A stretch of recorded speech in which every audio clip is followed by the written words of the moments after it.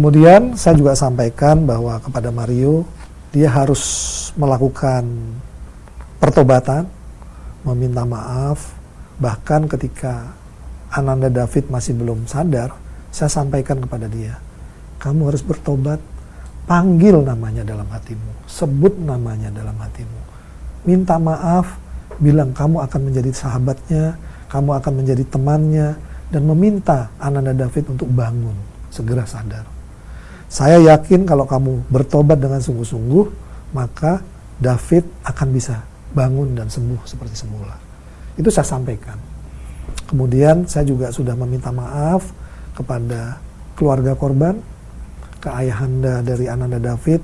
Saya bersila di lantai meminta maaf, apa yang telah dilakukan anak saya ini memang di luar batas normal. Kemudian saya sebagai orang tuanya juga meminta maaf apabila yang terjadi ini mungkin karena saya lalai dalam mendidik anak saya.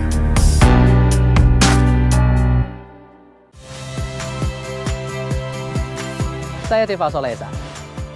Saksikan program-program Kompas TV melalui siaran digital, pay TV, dan media streaming lainnya. Kompas TV, independen, terpercaya.